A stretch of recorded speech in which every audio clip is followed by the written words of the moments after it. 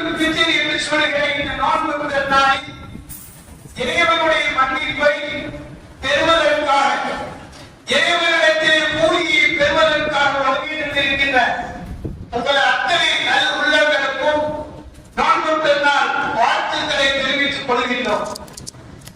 அன்புமிக்க சமுதாய பெருமக்களே, இந்த நோன்பு பெருநாள் ஈதுல் ஃபித்ர் தர்மத்தின் பெருநாள்.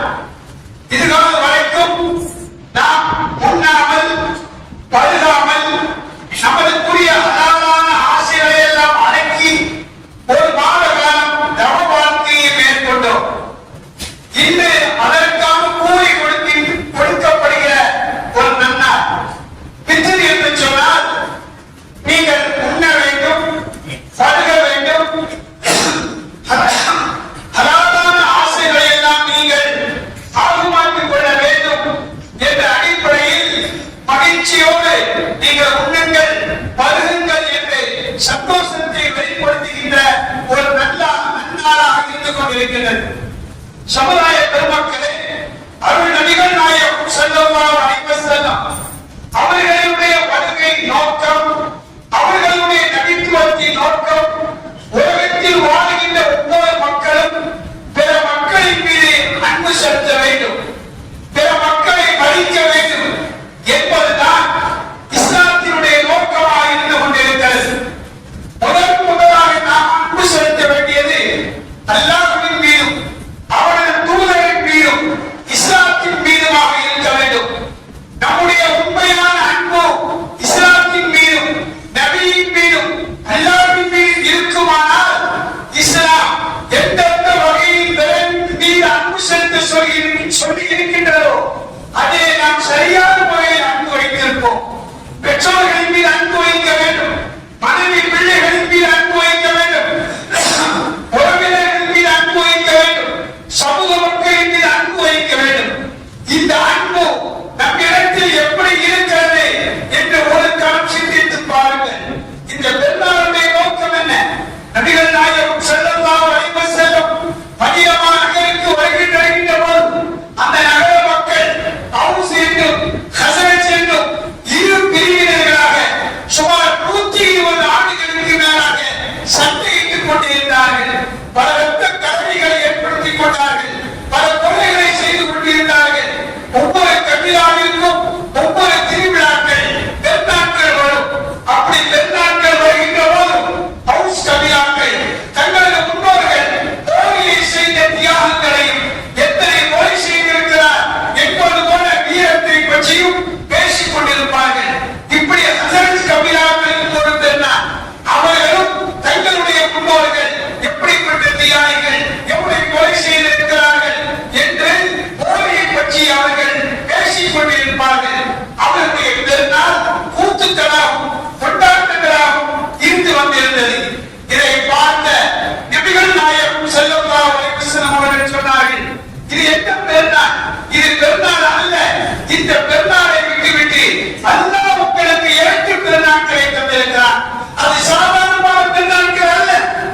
ஒரு மாத காலம் நோன்பிருந்து தவ வாழ்க்கையை மேற்கொண்டு இறைவனுடைய கூலியை பெறுவதற்காக நீங்கள் கொண்டாடுகிறீர்களே, அந்த நோன்பு பெருநாளை அல்லாஹ் தந்திருக்கிறார். ஹஜ் பெருநாள், ஹஜ்ஜை முடித்துவிட்டு இப்ராஹிம் அலைஹிஸ்ஸலாமுடைய தியாக உணர்வை நீடிப்பதற்காக கூடி வருகின்றீர்களே, அந்த ஹஜ் பெருநாள். இந்த 2 பெருநாட்களும் அல்லாஹ்வின் மீது பக்தியையும் சமூக மக்களின் மீது அன்பையும் ஏற்படுத்த வேண்டும் என்ற ஒரு மகத்தான பெருநாளை நபிகள் நாயகம் ஸல்லல்லாஹு அலைஹி வஸல்லம் அவர்கள் ஏற்படுத்தியிருந்தார்கள். அல்லாஹ் திருமறையை சொல்லி காட்டுகிறார், ஓ அன்சாரி சஹாபாக்களே, வல்குரு நிஅமத்தல்லாஹி அலைக்கும், அல்லாஹ் உங்கள் மீது செய்த நிஅமத்தை நீங்கள் நினைத்து பாருங்கள். இது குத்துவாண்டான், நீங்கள் ஒரு காலத்திலே ஒருவருக்கொருவர் சண்டையிட்டு விரோதிகளாக ஆயிருந்தீர்கள். இறை தூதரின் மூலம் இஸ்லாம் என்ற ஒரு மகத்தான மார்க்கம் உங்களிடத்திலே வந்தது. இதன் மூலம் அல்லாஹ் உங்கள் இதயங்களுக்கு மத்தியில் அன்பை ஏற்படுத்தினார். நீங்கள் சகோதரர்களாக மாறிவிட்டீர்களா என்று அல்லாஹ் சொல்லி காட்டுவார். சொல்கிறான். இங்கே நாம் கவனிக்க வேண்டும். இஸ்லாமிய அன்பு என்பது சாதாரணமானதல்ல. உண்மையிலே நான் அல்லாஹ்வின் மீது அன்பு வைத்திருக்கிறேன், நபியின் மீது அன்பு வைத்திருக்கிறேன், தௌஹீதின் மீது அன்பு வைத்திருக்கிறேன் என்று சொன்னால் அந்த அன்பின் வெளிப்பாடு ஒரு பெற்றோர்களின் மீது இருக்க வேண்டும், ஒரு மனைவி மக்களின் மீது இருக்க வேண்டும், ஒரு சகோதர சகோதரிகளின் மீது இருக்க வேண்டும், ஒரு சமுதாய மக்களின் மீது இருக்க வேண்டும். அந்த அன்பு எப்படி இருக்கிறது கொஞ்சம் சிந்தித்து பாருங்கள். நாம் பழைய காலத்தை போல ஒவ்வொரு பிரிவுகளாக பிரிந்து கொண்டு சண்டையிட்டுக் கொண்டு நமது பெருமைகளை பேசிக் கொண்டிருக்கின்ற ஒரு அவலட்சமான கலாச்சாரத்தில் இருக்கிறோமோ என்று எண்ண தோன்றுகின்ற அல்லவா சமுதாய பெருமக்களே? அப்படியானால் இஸ்லாம் கூறுகிற அன்பு எங்கே போய்விட்டது? கொஞ்சம் நீங்கள் எண்ணி பார்க்க வேண்டும். அல்லாஹ் தஆலா திருமறையை ஒரு ஆயத்தை இறக்கினார். நீங்கள் விரும்புகின்ற ஒன்றை தர்மம் செய்யாத வரை நீங்கள் நன்மையை பெற முடியாது. நீங்கள் விரும்புகிற பொருளை தான் தர்மம் செய்ய வேண்டும். இது இறைவனுடைய கட்டளை வருகின்றது. ஒளிமை சஹாபா பெருமக்களை அபூ தல்ஹா ரலியல்லாஹு தஆலா அவர்கள் வருகிறார்கள். யா ரசூலல்லாஹ், நான் விரும்புகின்ற பொருட்களில் சிறந்த பொருள் மதீனத்து பள்ளிக்கு எதிர்த்தாலே இருக்கின்ற எதிர் திசையிலே இருக்கின்ற பைரவா என்ற தோட்டம். நீங்கள் தினந்தோறும் அந்த தோட்டத்துக்கு வருவீர்கள். அதனுடைய இனிமையான தண்ணீரை பருகி நிழல் பெற்று ஆனந்தம் அடைவீர்கள். அந்த தோட்டத்தை நான் அல்லாஹ்வின் பாதையில் உங்களிடத்தை தர்மம் செய்கின்றேன். சுப்ஹானல்லாஹ், சாதாரணமான ஒரு தியாகம் அல்ல.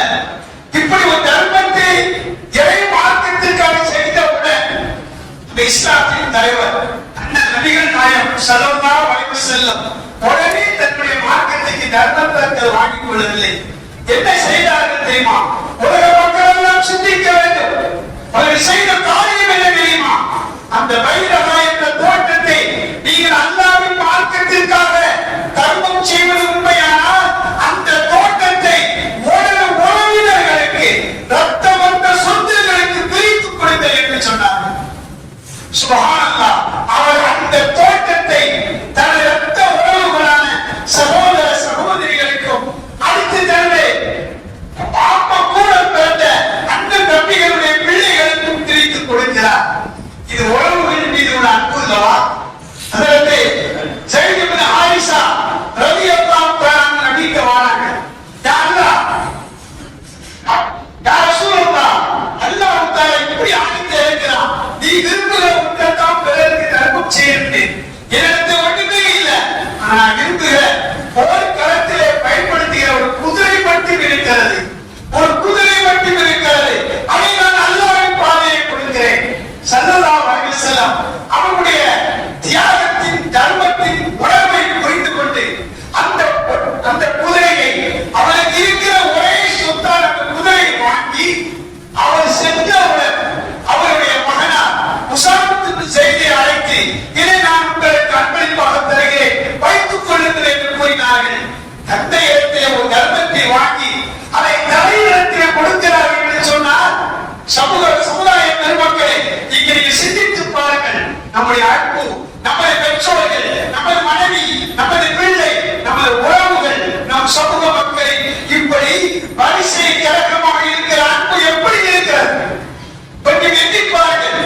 பிள்ளைகள் பெற்றோர்களிடத்தில் பேசுவதில்லை, பெற்றோர்களுக்கு மரியாதை செய்வதில்லை, தனது மனைவி பிள்ளைகளிடத்தில் மரியாதை அன்பு காட்டுவதில்லை, தனது உற்சாக உறவினர்களை எல்லாம் ஒதுக்கி வாழ்ந்து கொண்டிருக்கிறார்கள். எவ்வளவு கவலைப்படுகின்ற விஷயம்! நாம் முஸ்லிம்கள் என்று சொல்கிறோம். இந்த அன்பு இங்கே போய்விட்டது. அன்புமிக்க சமுதாய பெருமக்களே, நபிகள் நாயகம் ஸல்லல்லாஹு அலைஹி வஸல்லம் சொல்வார்கள், அல்லாஹ்வின் மீது ஆணையாக சொல்கிறேன், அல்லாஹ் யாரின் மீது அன்பு செலுத்துகிற உணர்வு இருக்கிறதோ அவர்களின் மீதுதான் ரஹ்மத்தை அல்லாஹ் இறக்குகிறான். ரஹீம் என்று சொல்வது, அன்பு என்று சொல்வது, முஸ்லிம்களின் மீது நீங்க அன்பு செலுத்த வேண்டும்.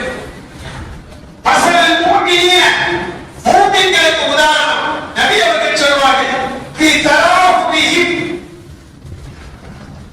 வ தவாத்திஹிம் வ தவாசுலிஹிம், ஒருவருக்கொருவர் இரக்கம் காட்டுவதிலே, ஒருவருக்கொருவர் அன்பு செலுத்துவதிலே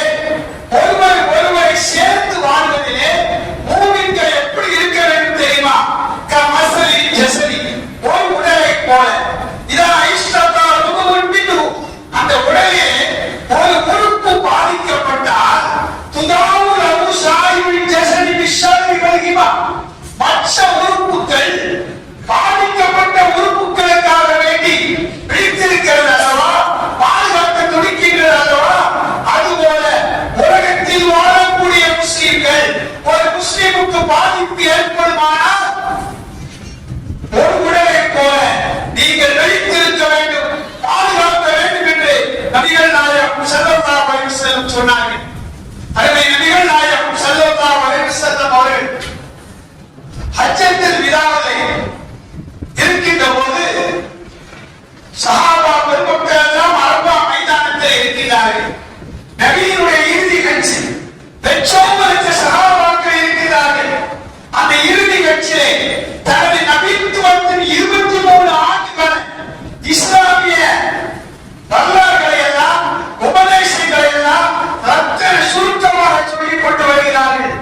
அப்படி சொல்லிக் கொண்டு வரும்போது நபி அவர்கள் எடை மறித்து சொன்னார்கள், இந்த சபையிலே உங்களை எல்லாம் 23 ஆண்டுகாலம் பாடுபட்டு பத்தனமாத்து தங்கங்களாக சஹாபா பெருமக்களை உருவாக்கி இருக்கிறேனே, இந்த சஹாபா பெருமக்களுக்கு மத்தியே உங்களில் ஒருவர் தனது உறவினருடன் அன்பை முடித்தவர் இங்கே இருக்கிறார். அவர் இந்த இடத்தில் இருக்க வேண்டாம், அவர் இந்த இடத்தை விட்டு வெளியே செல்ல வேண்டும். இந்த நேரத்தில் சபை அமைதியாக இருக்கிறது.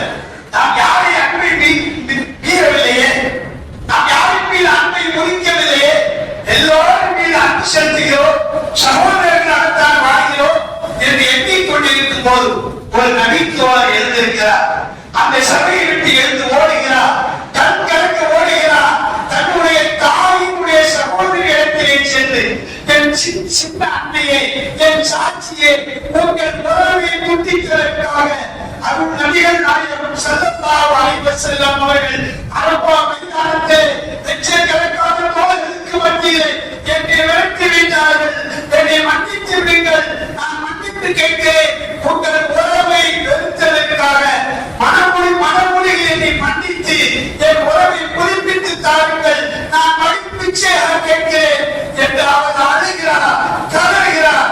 அவருடைய கதறலை பார்த்தார்கள் சிற்றன்னை சாட்சி அவர்கள், நான் உன்னை மன்னிக்கிறேன் என சொல்லுகின்றார்கள். பின்பு அந்த சஹாபி ஓடோடி வருகிறார். பக்கத்தில் வளர்ந்த மதீனத்து ரோஜா தெய்வீக பேரொளி அருள் நபிகள் நாயகம் ஸல்லல்லாஹு அலைஹி வஸல்லம் அரபா மைதானத்தை உபதேசத்தை நிறுத்தி அப்படியே இருக்கிறார்கள். அவர் அங்கிருந்து வருகிறார். வந்தவர், யா ரசூலல்லாஹ், என்னுடைய சிறிய தாயினுடைய உறவை நான் புதுப்பித்துக் கொண்டேன். யா ரசூலல்லாஹ், நான் அவர்களிடத்தில் ஒரு பிரச்சனையிலே நான் பகைத்திருந்தேன்.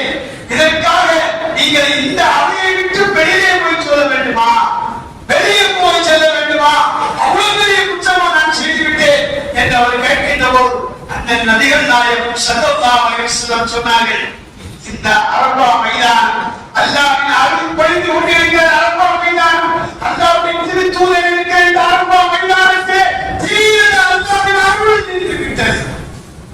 உறவை துண்டித்தவர் இருந்தால் அங்கு அல்லாஹ்வின் அருள் இறங்காது, அல்லாஹ்வுடைய உறவை வராது. அதனால் தான் நான் இவ்வாறு சொன்னேன் என்று சொல்லிவிட்டு சொன்னார்கள், உறவு இருக்கிறதை அல்லாஹ்வின் அரசிலே இருந்து கொண்டு சொல்லுவான். மன் வஸலனி, இறைவா, எவர்கள் என்னை சேர்ந்து வாழ்கிறார்களோ, என்னை பகைக்காமல் என்னை நெருக்கமாக்கி வாழ்கிறார்களோ, வஸலல்லாஹ், நீ அவரை அல்லாஹ்விலே சேர்த்து வாழ்வானாக. அவன் கத்தாரை, யார் உறவை துண்டித்து வாழ்கிறார்களோ, கத்தா அல்லாஹ் அவனை துண்டித்து விடுவானாக என்று உறவு பேசுவதாக நபி அவர்கள் சொன்னார்கள். சமுதாய பெருமக்களை சிந்தித்து பாருங்கள், நம்முடைய நிலையை கொஞ்சம் எண்ணி பாருங்கள். நம்முடைய உறவுகளின் நிலை என்ன, நம்முடைய சமுதாயத்தினுடைய அன்பின் நிலை என்ன, நம்மிடத்தில் ஒற்றுமை எங்கே போய்விட்டது? பல சமுதாய மக்களுக்கு முன்மாதிரியாக விளங்கக்கூடிய நாம் பல தண்டனங்களை கொண்டாடி கொண்டிருக்கிறோம். சிலர் தொழுகை என்ற பெயரில் தெருக்களிலும் அரசுக்கு சொந்தமான நகராட்சி இடங்களிலும் இது பெருந்தாள தொழுகையா, இதை அல்லாஹ் ஏற்றுக்கொள்வானா? அன்றைய மதீனாவிலே இடம் பற்றாக்குறையினால், பள்ளியிலே இடம் பற்றாக்குறையினால் ரசூலுல்லாஹ் திரையிலே தொழுதார்கள். திரையிலே தொழுதார்கள் என்கிற திரை தொழுகை என்பது இஸ்லாத்தில் கிடையாது. அதற்கு பின்னால் பள்ளி வாசல்கள் பெருகிவிட்டது. இப்போ பள்ளி வாசலில் தான் நடக்கிறது. நமக்கு சொந்தமான ஒரு திறனாக இருந்தால், ஈட்டுக்கார் என்று சொல்லுகிற திறனாக இருந்தால், முஸ்லிம்கள் எல்லாம் ஒன்றுபட்டு அந்த திறன் தொழுகையை கலந்து கொள்ளலாம். அதை விட்டு போட்டிக்காகவும் பொறாமைக்காகவும் தங்களுடைய வாழ்க்கை வசதிக்காகவும் நகராட்சி இடங்களிலே, அதனால்தான் இன்றைய வடநாடுகளில் எல்லாம் இந்த மாதிரி இடங்களிலே தொழுவதை தடுத்துக் கொண்டிருக்கிறார்கள். நமக்கு இது ஒரு அடிப்படை இருக்கிறது.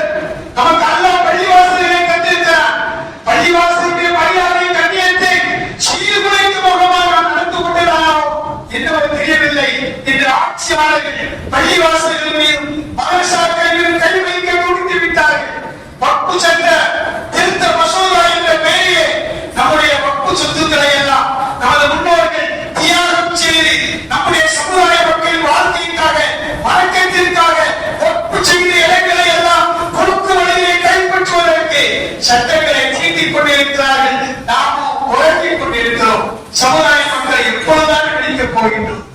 இஸ்லாத்தின் அடிப்படை அன்பு எப்பொழுதுதான் வருகிறது? தெற்கையிலே பெருநாள் தொழுவது நியாயமா? போக்குவரத்துக்கு இடையூறு செய்யக்கூடாது என்று நம்பிக்கொடி தெற்கையிலே பெருநாள் தொழுகை என்ற பெயரில் என்ன நடக்குது? கொஞ்சம் எண்ணி பாருங்கள் சமுதாய பெருமக்களை. நாம் ஒன்றுபட வேண்டிய இடத்தில் இருக்கிறோம். அல்லாஹ் நமக்கு பள்ளிவாசலிலே அதிகமாக தந்திருக்கிறார், மிக விசாலமாக தந்திருக்கிறார். பள்ளியிலே தொழலாம் அல்லவா? இந்த மஸ்ஜித் அரபியிலும் மஸ்ஜித் நபவியிலும் பள்ளியில்லாத பெருநாள் தொழுகை நடக்காது. நாம் பள்ளிகளிலே தொழுது கொள்ளலாம் அல்லவா? அல்லாஹ்வுடைய அருள் பொழிகின்ற இடம், நாம் அல்லாஹ்விடத்தில் கேட்கிறோம், துஆக்கள் ஏற்றுக்கொள்ளப்படுகின்ற இடம். சமுதாய பெருமக்களே, நான் சொன்ன நிகழ்வுகளை எல்லாம் மனதில் வைத்துக் கொள்ளுங்கள். இன்று பாலஸ்தீனத்தை நடப்பதை, அந்த அநியாயத்தை கேட்பதற்கு யாருமே இல்லை. அல்லாஹ்வை தவிர யாரும் அந்த அநியாயத்தை கேட்க முடியாது. அங்குள்ள மக்கள் நிம்மதியாக திருநாள் கொண்டாடுகிறார்களா? சாப்பாடுக்கு வழி இல்லாமல் திறந்தோறும் சென்று படித்துக் கொண்டிருக்கிறார்கள். சிறு குழந்தைகள் முதல் வயது முதிர்ந்தவர்களை விட அக்கிரமக்காரர்களின் அநியாய யூதர்களுடைய வீரியத்திற்கு அந்த சிறிய பலஸ்தீன் என்று சொல்கிற கஸ்ஸா என்ற பகுதி ஏற்பாட்டிக் கொண்டிருக்கிறது. ஆனால் உலகத்தை சுற்றி கோடான முஸ்லிம்கள் இருக்கிறார்கள். பணமும் செழிமையும் பணமும் அதிகாரமும் கொண்ட இஸ்லாமிய நாடுகள், பெயரில் உள்ள இஸ்லாமிய நாடுகள் இருக்கின்றது. அந்த இஸ்லாமிய நாட்டுகளின் சொத்துக்கள் எல்லாம் அமெரிக்காவுக்கு செய்கின்றது. அதை செய்தால் முஸ்லிம்களை அழித்துக் கொண்டிருக்கிறார். இன்னும் முஸ்லிம்கள் உறங்கிக் கொண்டுதான் இருக்கிறார்கள். அந்த நிலை மற்ற இடங்களுக்கு வராது நிச்சயம். ஆகவே சமுதாய பெருமக்களை அல்லாஹ் நம்மை காப்பாற்ற முடியும். அல்லாஹ் நமக்கு உதவி செய்ய முடியும். அந்த இறை உதவி நமக்கு வேண்டும் என்றால், அல்லாஹ் நம்மை பாதுகாக்க வேண்டும் என்றால், இந்த அக்கிரமக்காரர்கள் அநியாயக்காரர்களுடைய சூழ்ச்சியில் இருந்து, அநியாயத்திலிருந்து அல்லாஹ் நம்மை பாதுகாக்க வேண்டும் என்றால், அல்லாஹ் மீது அன்பு வைக்க வேண்டும், நபியின் மீது அன்பு வைக்க வேண்டும், இஸ்லாமின் மீது அன்பு வைக்க வேண்டும். அந்த அன்பு உண்மையாக இருக்குமானால் பெற்றோர்கள், மனைவி, பிள்ளைகள், உறவினர்கள், முஸ்லிம்கள் அனைவர்கள் மீது அன்பு இருக்கும். அன்பு இருந்தால் ஒற்றுமை இருக்கும். ஒற்றுமை இருந்தால் அல்லாஹ்வின் உதவி வரும். எல்லாம் அல்லாஹ் இந்த பெருநாளின் மூலமாக நம் அனைவரும் ஒருவர் அன்பு செலுத்தி ஒற்றுமையானவர்களாக, சகோதரர்களாக வாழ்வதற்கு முயற்சி செய்வோமாக. அந்த உறுதிப்படியை நாம் எடுத்துக் கொள்வோமாக என்று நல்ல நேரத்தில் கேட்டுக்கொண்டு எனது உரையை நிறைவு செய்கின்றேன்.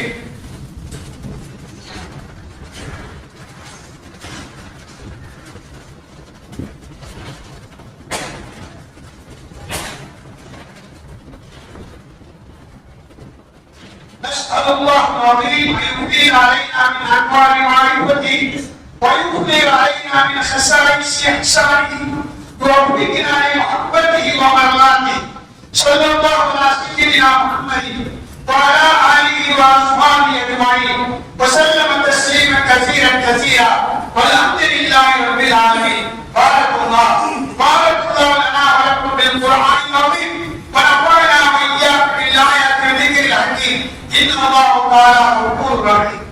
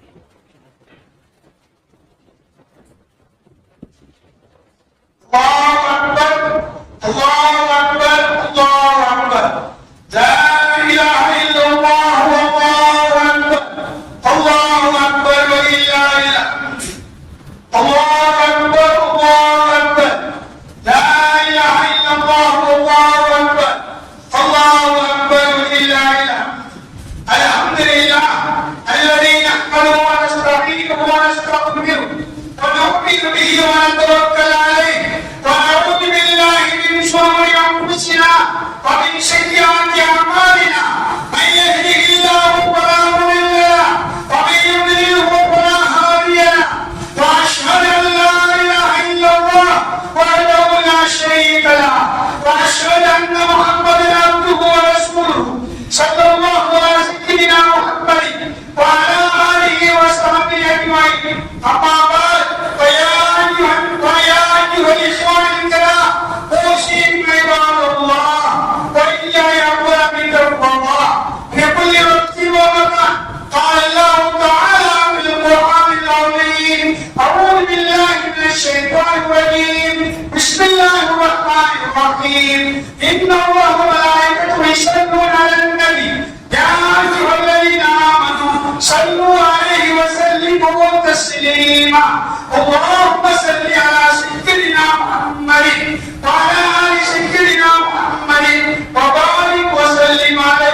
اللهم ارضى عن سيدنا امير المؤمنين ابي بكر الصديق صاحب الغار، وعن سيدنا امير المؤمنين عمر الفاروق سيد الاخلاق، وعن سيدنا امير المؤمنين عثمان بن نورين شهيد يوم الدار، وعن سيدنا امير المؤمنين علي المنذر قاتل القبر والفجار رضي الله تعالى عنه، وعن سيدة نساء اهل الجنه فاطمه الزهراء رضي الله تعالى عنها، وعن سيدين الشهيدين الكوكبين انوارين الحسن والحسين رضي الله تعالى عنهما، وعن سيدنا الحمزه وعن سيدنا العباس رضي الله تعالى عنهما، وعن عشرة المبشرة وسائر الصحابة والتابعين رضوان الله تعالى عليهم أجمعين.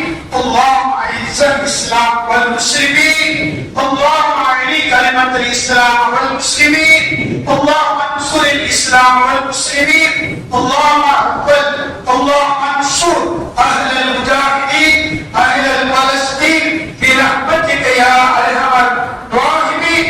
اللهم أجرنا من النار، اللهم اغفر للمسلمين والمسلمات والمؤمنين والمؤمنات الأحياء منهم والأموات إنك مجيب الدعوات يا قاضي الحاجات إنك على كل شيء قدير. اللهم انصر من نصر دين سيدنا محمد صلى الله عليه وسلم وجعلنا منهم، واخذل من خذل دين سيدنا محمد صلى الله عليه وسلم ولا تجعلنا منهم. ربنا اغفر لنا ولإخواننا الذين سبقونا بالإيمان ولا تجعل في قلوبنا غلا للذين آمنوا ربنا إنك رؤوف رحيم. إن الله يأمر بالعدل والإحسان وإيتاء القربى وينهى عن الفحشاء والمنكر والبغي يعظكم لعلكم تذكرون. اذكروا الله العظيم يذكركم وادعوه يستجيب لكم ولذكر الله تعالى أكبر. الفاتحة.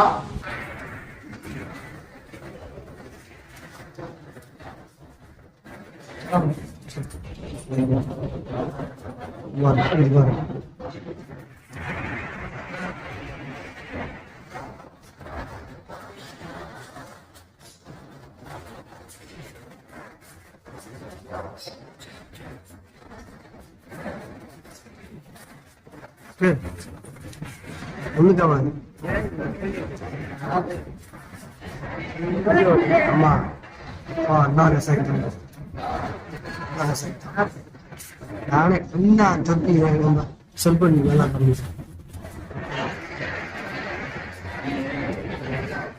வீடியோவா படிச்சு எக்ஸ்பிரஸ் பண்ணி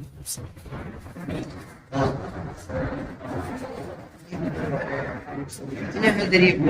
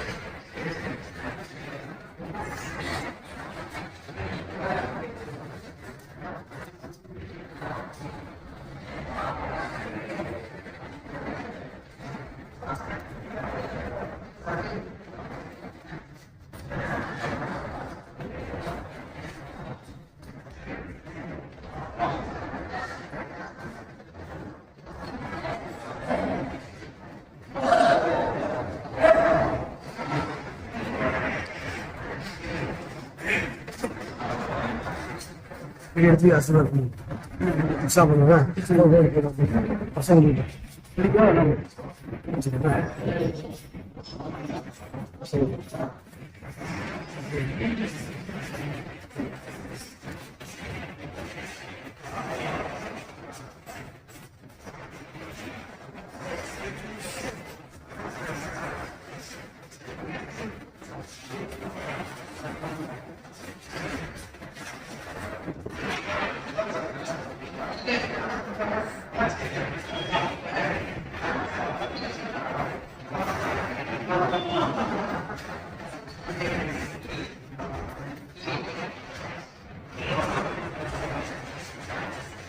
Cara, ఒక్కసారి எனக்கு இடம் அக்கா அக்கா அவர்